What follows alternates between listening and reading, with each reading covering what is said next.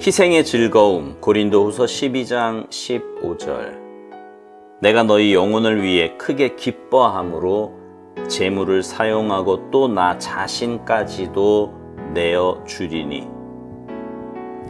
하나님의 영이 하나님의 사랑을 우리 안에 부으실 때 우리 마음은 다른 사람을 향한 예수 그리스도의 관심과 일치하게 됩니다. 예수 그리스도는 모든 사람들에게 관심이 있으십니다. 우리는 자신의 애착에 따라 사역해서는 안 됩니다. 이는 예수 그리스도에 대한 우리의 관계를 시험하는 최대의 시험입니다. 희생의 즐거움이란 나의 친구, 예수님을 위해 나의 목숨을 내려놓는 것입니다. 단번에 목숨을 내던진다는 뜻이 아니라 마음을 다해 주님 및 주님이 관심을 가지신 다른 사람을 위해 나의 삶을 내려놓는 것입니다. 바울은 단 한 가지 목적만을 위해 자신을 희생했습니다. 그것은 사람들로 하여금 주님을 믿게 하는 것입니다. 바울은 언제나 사람들을 자신이 아니라 주님께로 사로잡히게 했습니다. 여러 사람에게 여러 모습이 된 것은 아무쪼록 몇 사람이라도 구원하고자 함이니.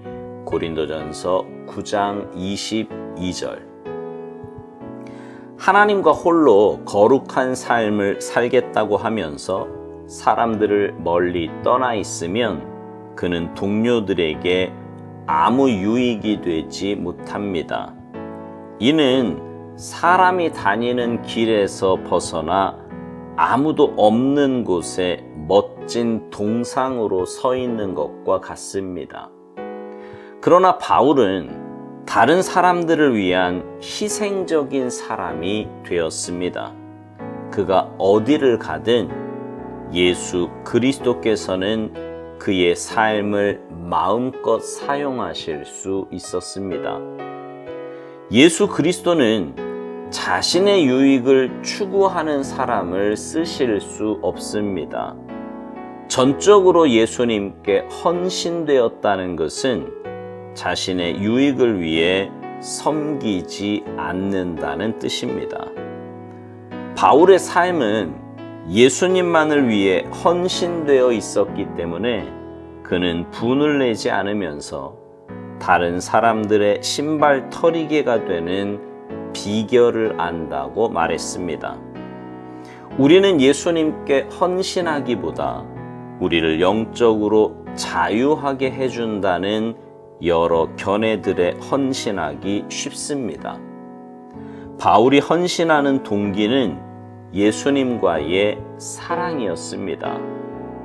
나의 형제 곧 고륙의 친척을 위하여 내 자신이 저주를 받아 그리스도에게서 끊어질지라도 원하는 바로라. 로마서 9장 3절.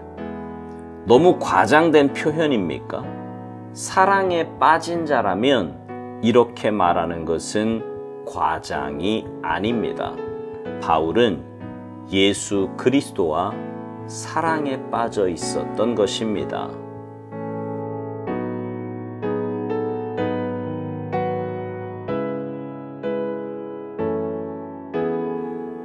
오늘 묵상 제목이요, 희생의 즐거움입니다. 여러분은 아마 살면서 이런저런 희생을 해보셨을 겁니다. 자녀들을 위해 희생을 하기도 하고요, 부모님을 위해 희생을 하기도 합니다. 함께 신앙생활하는 교우들 혹은 사회생활 하면서도 동료나 선후배들을 위해서도 희생을 하기도 할 것입니다. 그때 여러분의 감정이 어떻던가요? 정말 즐겁던가요? 우리 인간의 죄성은 결코 희생을 하면서 즐거워하지 않습니다. 물론 가족이나 교우, 친구들을 사랑하는 마음으로 기꺼이 희생을 하지만 그렇다고 그 희생이 그리 즐거운 일은 아니라는 말입니다.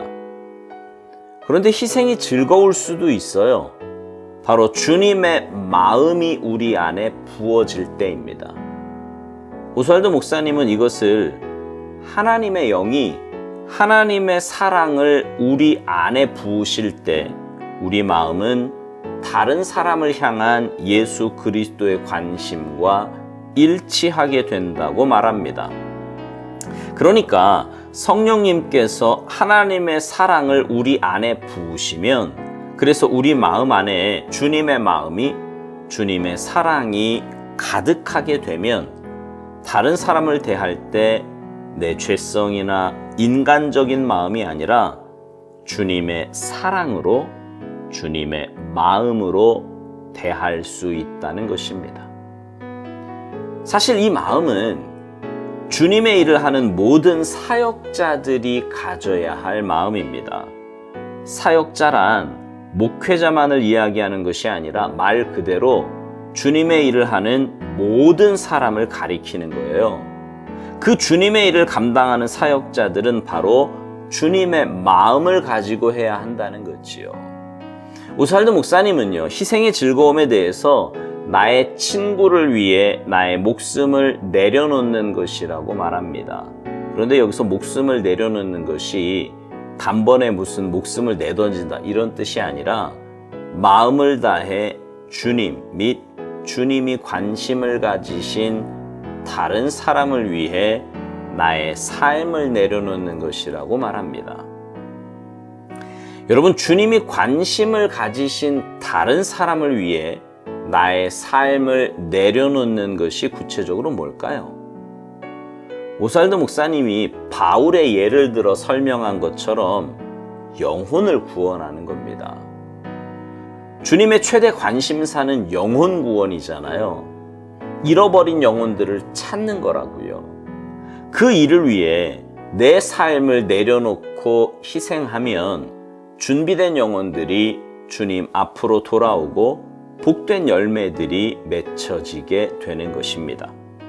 오스왈드 목사님이 이런 재미있는 표현을 썼습니다. 하나님을 믿는다고 하면서 사람에게서 떨어져 있는 사람은 동료들에게 아무 유익이 되지 못하는데 다니는 길에서 벗어나 아무도 없는 곳에 멋진 동상으로 서 있는 것과 같다는 겁니다. 여러분, 아무도 없는 곳에 멋진 동상으로 서 있어 봐야 그거 무슨 소용이 있겠습니까? 그건 참된 믿음 생활이 아니라는 거지요. 바울은 다른 사람들을 위한 희생적인 사람이 되었고, 그가 어디를 가든 예수 그리스도께서는 그의 삶을 마음껏 사용하실 수 있었다고 오스왈드 목사님은 말합니다. 바울이 자신의 삶 전체를 주님께 내어 맡길 때, 그런 희생적인 삶을 살아갈 때 하나님은 그의 삶을 통해 엄청난 역사를 이루어 가셨습니다. 하나님께서 우리에게 원하시는 삶도 바로 그런 삶이에요. 여러분, 오해하지 마십시오. 모든 것 다 포기하고 바울처럼 선교사가 되어서 세계를 다녀야 한다는 말이 아닙니다. 내가 있는 그 자리에서 나를 위한 삶이 아니라 다른 사람을 위한 삶을 살라는 말입니다. 그렇게 남에게 유익 주는 삶, 나를 내려놓는 삶을 살아갈 때 주님은 나를 주님의 도구로 사용하실 수 있습니다. 그리고 주님께서 나를 사용하시면 나를 통해 영혼 구원의 역사를 이루어 가실 것입니다.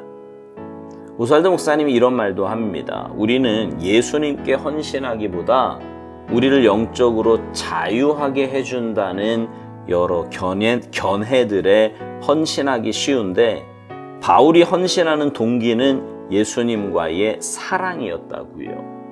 바울은 예수 그리스도와 사랑에 빠져 있었기에 그 놀라운 희생과 헌신을 감당할 수 있었다는 것입니다. 그렇습니다. 우리가 희생하고 헌신할 수 있는 것은 내 힘이나 능력이 아닙니다. 주님의 사랑에 붙잡힌 바 되어 주님의 사랑과 마음이 내 안에 임해야 하는 것입니다.